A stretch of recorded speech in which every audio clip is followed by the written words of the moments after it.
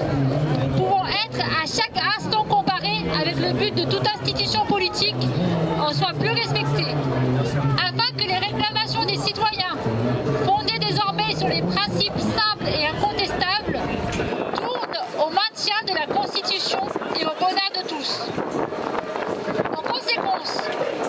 En conséquence, l'Assemblée nationale reconnaît et déclare, en présence et sous les auspices de l'être suprême, les droits suivants de l'homme et du citoyen.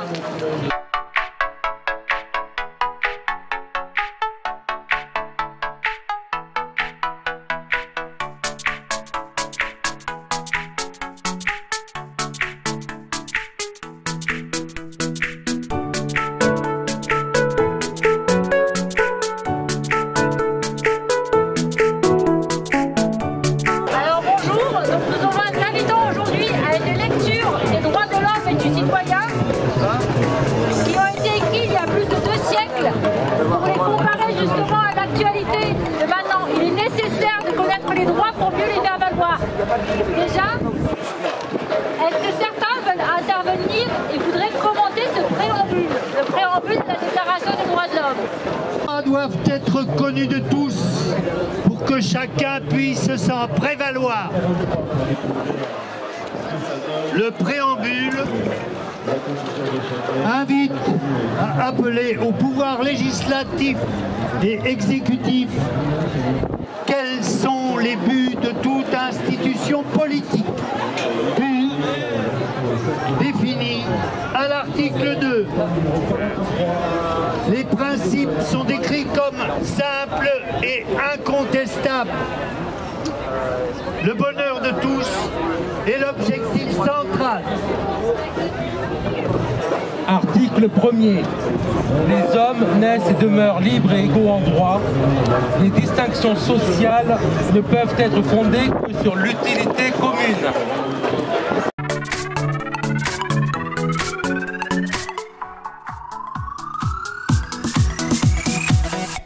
L'égalité humaine absolue,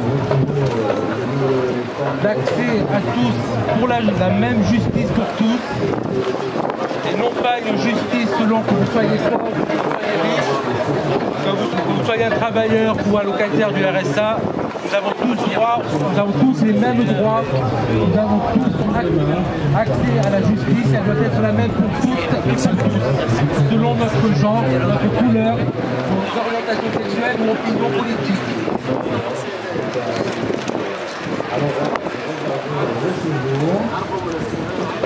La liberté et l'égalité sont indiquées le premier article de notre déclaration commune.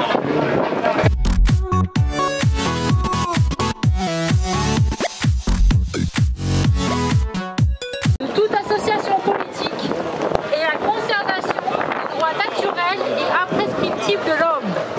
Ces droits sont la liberté, la propriété, la sûreté et la résistance à l'oppression. Est-ce que certains souhaiteraient commenter cet article? Je disais que définir la liberté, ça me paraît difficile. Oui. Est-ce que je peux me permettre?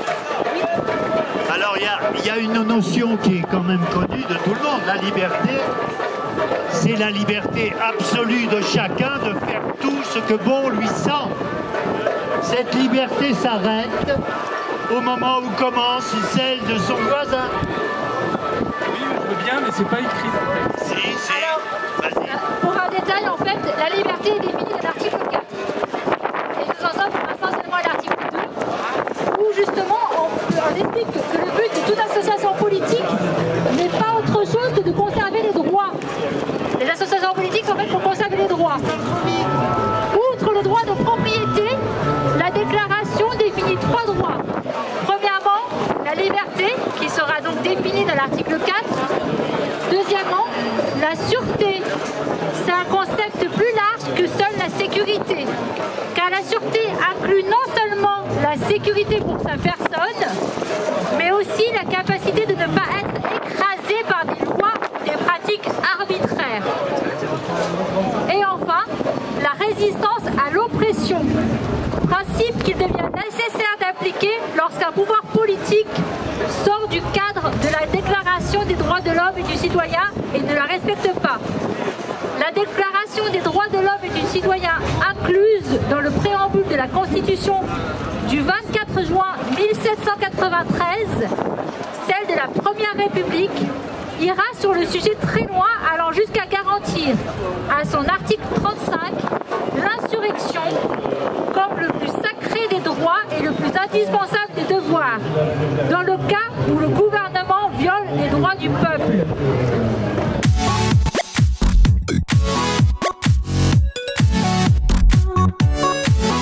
Le principe de toute souveraineté réside essentiellement dans la nation. Nul corps, nul individu ne peut exercer d'autorité qui n'en émane expressément. Cet article nous rappelle que nos représentants sont nos représentants et qu'ils doivent le rester. C'est le pouvoir du peuple, par le peuple, pour le peuple. C'est le peuple qui décide et ce n'est non pas une poignée de quelques gouvernants qui, à coup de 49.3, de 47.1 et de ne sais quoi encore, décident de passer en force des lois qui sont nuisibles au peuple.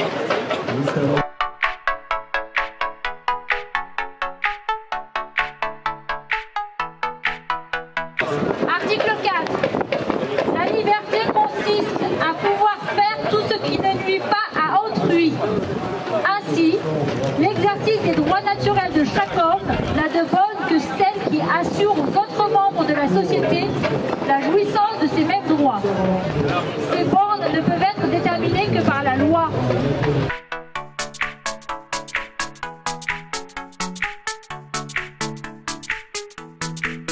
Mais si on commence cet article, en fait, qu'est-ce qui signifie? Ça signifie que bien sûr tout est permis. Deux exceptions seules existent à cette liberté absolue. Ne pas empêcher une autre personne de jouir de ses droits de citoyen et respecter le strict cadre de la loi. On peut donc prendre l'exemple des manifestations et des rassemblements spontanés. Se rassembler n'est pas interdit par la loi. Participer à une manifestation, qu'elle soit déclarée ou non, n'est pas interdit par la loi. Et Darmanin a menti bien sûr à ce sujet. Et d'ailleurs, le Conseil constitutionnel lui a fait un rappel à l'ordre. Quand Darmanin dit que participer à une manifestation non déclarée est illégal, c'est faux. Nous pouvons participer à une manifestation, qu'elle soit déclarée ou pas. Se rassembler est autorisé. Aussi d'ajouter un petit plus à ce qui vient d'être dit à propos des droits, c'est que M. Macron n'a que des devoirs plein la bouche, ce qui ne figure nulle part dans ce genre de texte fondateur, et que c'est tout simplement une usurpation, un tantinet militaire, on va dire, qui ne convient à personne, en tout cas pas à nous.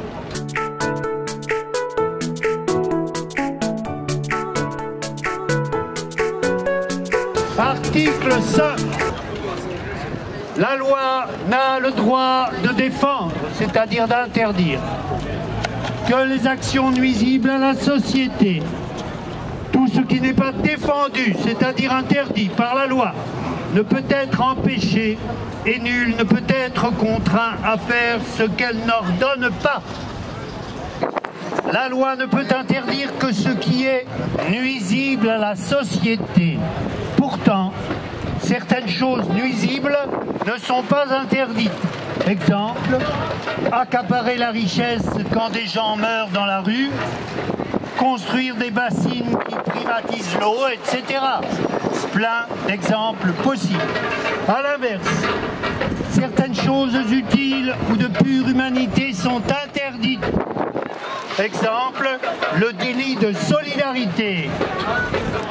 Quand on vient en aide à un migrant, le droit de grève menacé par des réquisitions, etc.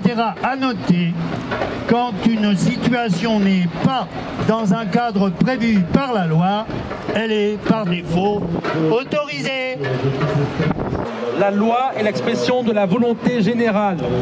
Tous les citoyens ont droit de concourir personnellement ou par leurs représentants à sa formation.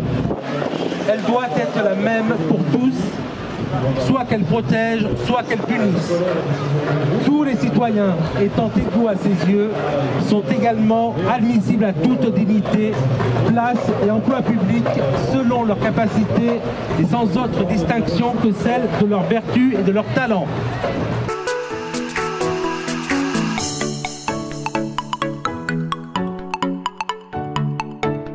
C'est l'un des articles les plus denses pour nos droits. On peut s'interroger sur l'expression de la volonté générale lorsque nous avons un président élu par défaut qui se permet de prendre des initiatives seul et impose ses réformes par ordonnance, par 49.3, tout en sabotant le processus parlementaire de notre pays. Tous les citoyens ont le droit de participer, que ce soit à des manifestations, que ce soit à des pétitions, comme actuellement nous avons une pétition pour la dissolution des Braves M sur le site de l'Assemblée nationale, pétition qui a à ce jour dépassé les 100 000 signatures. L'Assemblée nationale a le devoir de la mettre en avant sur son site internet pour que les citoyens aient accès, et à ce jour, nous constatons que l'Assemblée nationale ne fait pas son travail. Nous sommes là pour leur rappeler leur devoir. Alors, cet article pointe aussi un élément qui a été mis en place après la déclaration des droits de l'homme et du citoyen. Souvent, les fonctionnaires sont mis à l'index et montrés du doigt. Mais que dit cet article ? Quelque part, il préfigure ce qui a été créé 200 ans plus tard, la fonction publique, avec un principe simple, c'est que celles et ceux qui vont être appelés à manier l'argent public, à œuvrer pour l'intérêt général, eh bien toutes et tous doivent pouvoir concourir à ces emplois-là. Et finalement, le statut de la fonction publique, ces fameux fonctionnaires qui sont tant décriés, mais en fait ils servent à une chose, c'est que comme c'est de l'argent public, tout le monde non seulement doit pouvoir accéder à ces emplois-là, tous les statuts, tous les concours, mais également ces agents-là doivent pouvoir dire non, doivent pouvoir agir uniquement guidés par le sens de l'intérêt général, et c'est pour ça qu'il est nécessaire d'avoir un statut particulier qui permette à ces agents, eh bien justement, d'œuvrer pour l'intérêt général. Alors on peut dire c'est des grands principes, mais on voit bien qu'effectivement ces principes ils portent loin, et qu'en remettant en cause quelque part ces statuts et ces droits des fonctionnaires, c'est pas seulement des statuts des fonctionnaires que l'on remet en cause, mais c'est les droits des citoyens à la fois d'accéder à ces emplois-là, mais c'est la garantie aussi que ces emplois-là servent l'intérêt commun et pas des intérêts particuliers.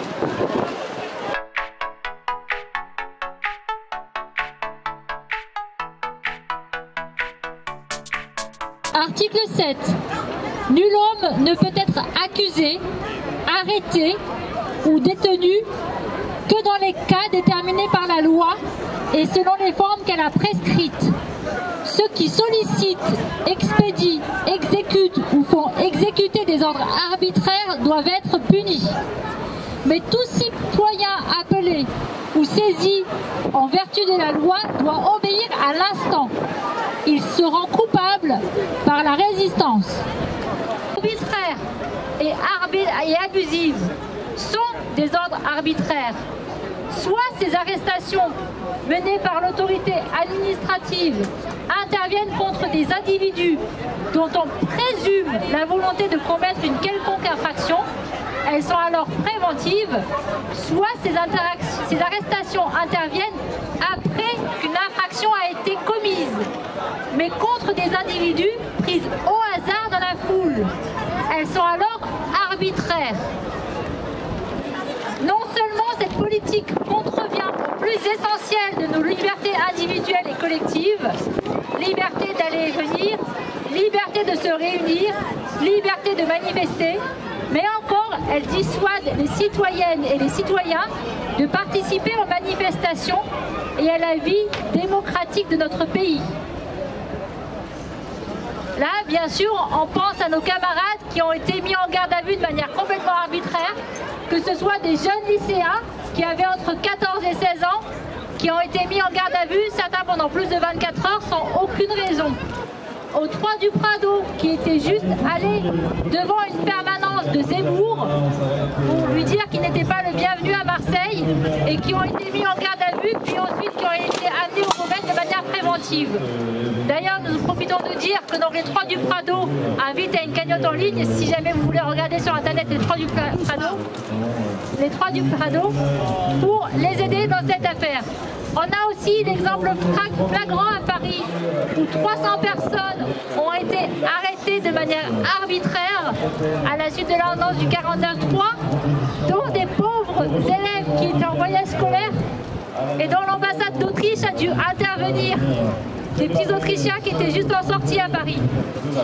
Donc voilà, donc cet article rappelle vraiment qu'il y a une notion de punition quand on ordonne ou exécute des choses qui sont arbitraires.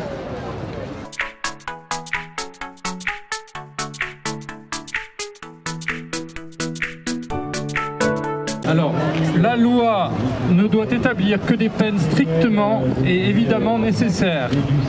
Et nul ne peut être puni qu'en vertu d'une loi établie et promulguée antérieurement au délit et légalement appliquée. Alors là, on a des exemples. On a des exemples. Merci. Les exemples, c'est arrêtés administratifs pris en amont, mais jamais publiés au moment des amendes dressées aux individus. Angle. On sanctionne des gens pour manifestation sur un lieu interdit, alors que le préfet ne publie pas la liste des lieux interdits. Nous sommes libres de manifester où nous le voulons et nous en faisons l'exemple ce soir.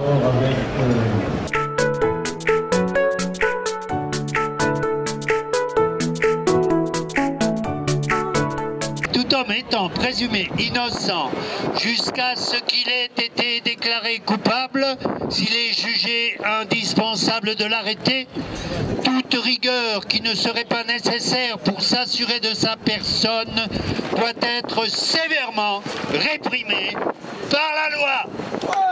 Parler des NAS, du fait que des jeunes, parfois mineurs, soient menottés contre le mur alors qu'ils sont entourés de plusieurs policiers surarmés. Toute rigueur qui n'est pas nécessaire. Où est la nécessité quand on menotte un jeune de 16 ans entouré de plusieurs policiers? La violence aussi quand on voit des coups donnés gratuitement ou bien des insultes, sac à merde contre un SDF, ramasse tes couilles enculées avec tir tendu de LBD. Merci. C'est pas fini. Là encore, il y a normalement une punition lorsque cela n'est pas appliqué. Article 10. Nul ne doit être inquiété pour ses opinions, même religieuses, pourvu que leur manifestation ne trouble pas l'ordre public établi par la loi.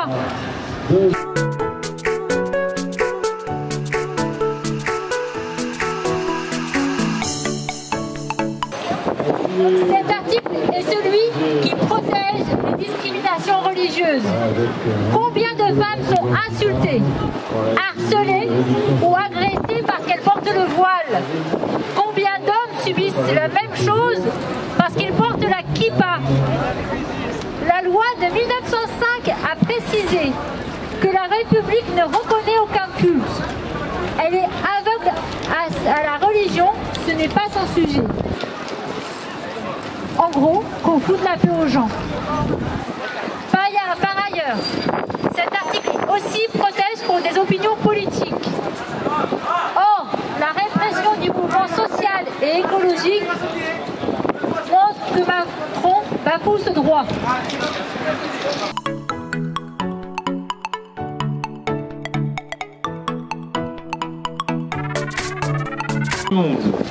La libre communication des pensées et des opinions est un des droits les plus précieux de l'homme.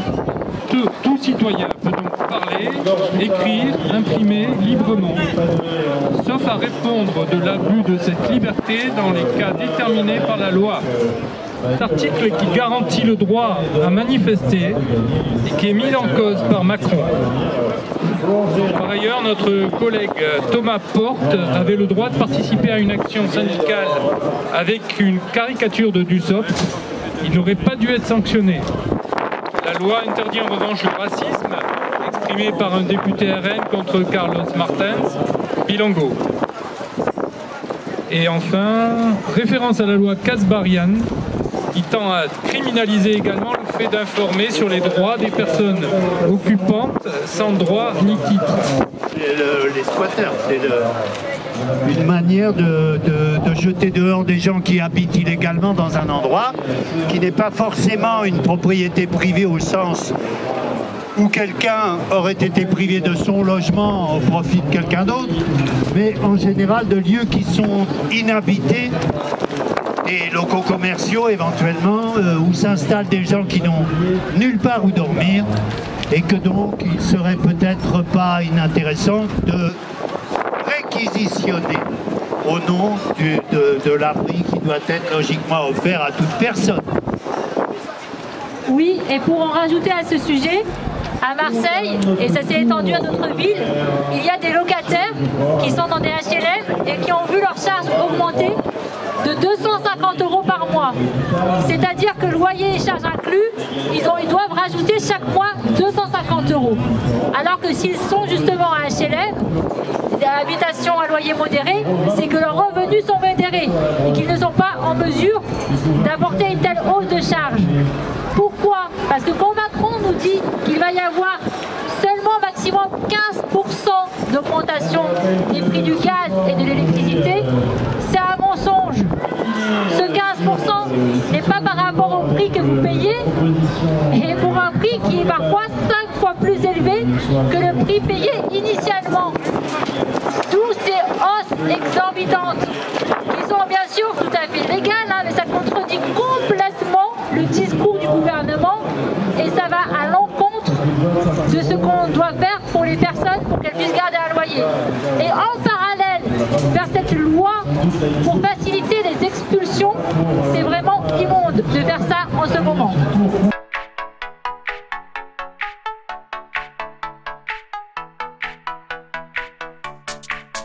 Du citoyen nécessite une force publique. Cette force est donc instituée pour l'avantage de tous et non pour l'utilité particulière de ceux à qui elle est confiée. C'est bien la garantie des droits de l'homme et du citoyen qui nécessite une force publique. Donc, quand on l'utilise pour les réprimer, on sort du cadre légal. La police doit garantir le droit à manifester, pas l'empêcher. Dissolution de la Bravem, force publique qui n'est pas constituée au service du peuple, mais au service du pouvoir pour réprimer la contestation. Pour l'entretien de la force publique et pour les dépenses d'administration, une contribution commune est indispensable. Elle doit être également répartie entre les citoyens en raison de leurs facultés.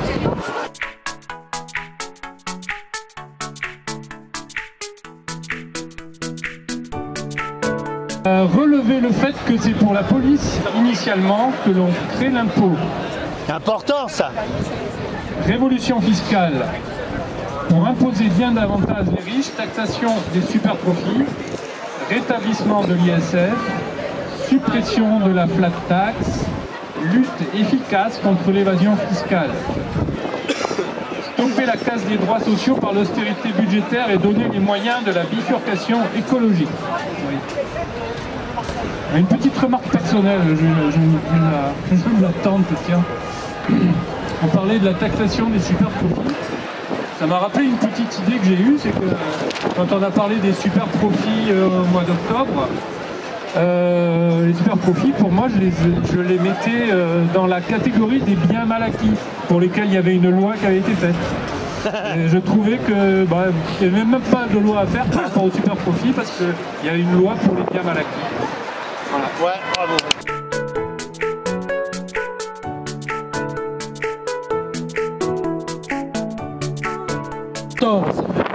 Les citoyens ont le droit de constater par eux-mêmes ou par leurs représentants la nécessité de la contribution publique, de la consentir librement, d'en suivre l'emploi et d'en déterminer la quantité, l'assiette, le recouvrement et la durée.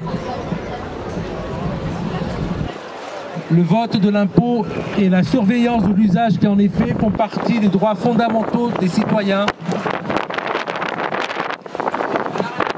C'est-à-dire, comment peut-on expliquer qu'un gouvernement utilise de façon abusive l'alinéa 3 de l'article 49 de la Constitution de 1958 pour faire passer des lois de finances, des lois de recettes et de dépenses de l'État, alors que cela devrait être l'objet de discussions parlementaires, cela devrait être l'affaire de tous et non d'une petite poignée. Comment peut-on oser appliquer ce droit lorsqu'on n'a même pas pu nous-mêmes en tant que citoyens voter sur la question des retraites? Nous demandons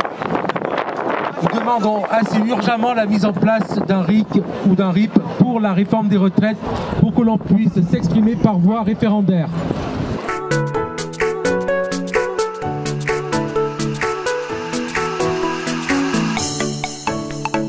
Article 15.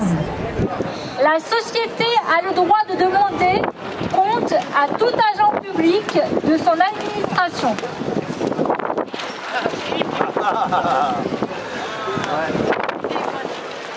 Macron vient te chercher chez toi.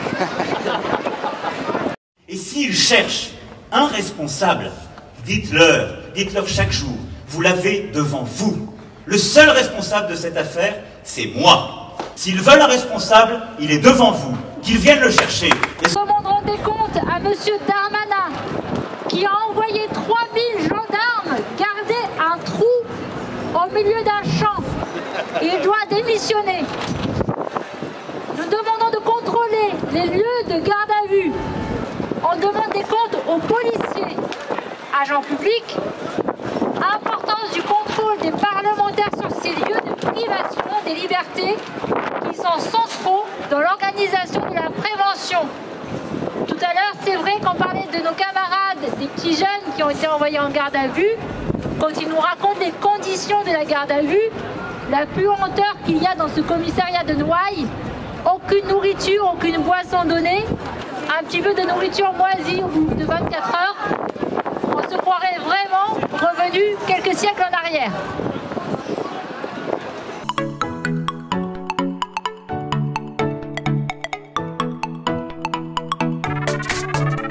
Si des droits n'est pas assuré, ni la séparation des pouvoirs déterminée, n'a point de constitution. On a vécu tout le quinquennat précédent avec aucune séparation du pouvoir exécutif et législatif. Et avec même des questions sur la séparation du judiciaire, perquisition contre Jean-Luc Mélenchon et le mouvement insoumis, tout le service de la police de répression des fraudes utilisé contre nous. Donc, il faut une 6e République. La Constitution est faillie pour assurer séparation des pouvoirs et garantie des droits.